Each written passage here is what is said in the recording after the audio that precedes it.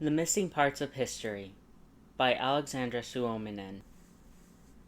Chapter 1 3/8/1953.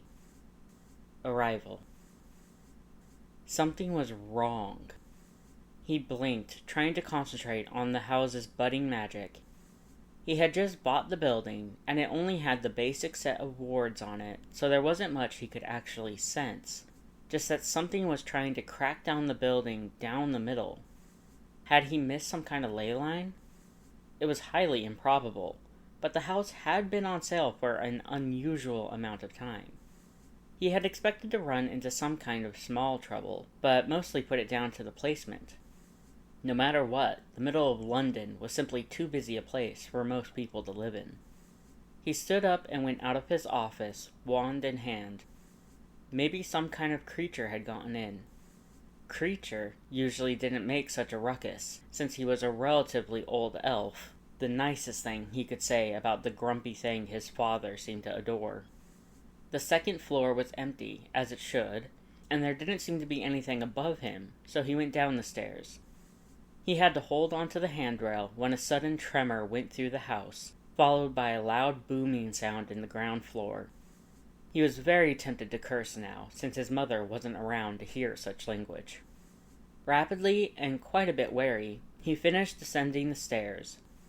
A quick detection spell signaled the presence of another human in the living room. Surely his mother wouldn't know if he cursed. He dismissed the thought. Trying to swallow past his dry mouth, he looked into the room, using the wall to hide his presence. No matter the low level of the wards, he had made sure they would still be unbreakable. He freezed up at what he saw.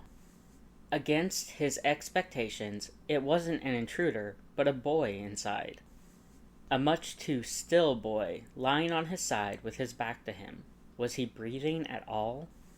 He couldn't have a murder scene in his house not a month after buying it. The room was full of ashes, very distinct from simple dust, and the feel of dark magic permeated the air, leaving a lightning-like feeling in its wake. With his wand pointed at the boy, no need to take risks, he walked closer. No movement. He looked down when he heard a screech, found only an old pair of battered, black-framed glasses that were quite unusable now. Good to know the intruder would not be at his best, then. Looking closer, the boy's clothes were in a similar state, far too big for the slim, thin frame he had, and ripped lightly in places. He had short, badly cut dark hair, which looked more like a bird's nest than any hair had the right to. The boy's skin was much darker than his, though some of it must be product of the ashes. He knelt beside the boy, took his pulse. Living, and not too low. So the boy was probably simply unconscious. Well, at least he wouldn't have to call the Aurors. Morgana knows what such news would do to his family's reputation. What to do now? This young stranger, as long as he wasn't using polyjuice or other such substances, was out cold for the foreseeable future, and he had no idea how he had gotten here, nor why.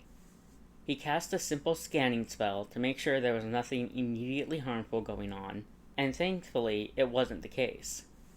It did confirm this was only a 15-year-old wizard, though. He would really like more answers, and a glass of fire whiskey, but since he currently had an unconscious teenager in his care, neither was possible. Creature, move our guest to the couch and clean this mess, now, he barked. With a pop, the thing appeared and started to work. He sat in an armchair beside the couch the boy was put into, made Creature bring him some of his work, and decided to wait. At some point, Creature deposited a finely made holly wand on the low table in front of him, which he assumed to be from his young guest. It made him frown. Why wouldn't it be in his holster? Though, from a quick inspection of the boy, he didn't have one. Perplexed at the lack of something he found fundamental, he stared at the boy. Just who was he? He looked quite like a potter, but that family wasn't one to abandon their family members just like that, much less leave them in poverty. And it wasn't like the boy was a squib. You could feel the magic tightly contained inside him, and he had quite the amount. What a mess. Hey guys, Mel here.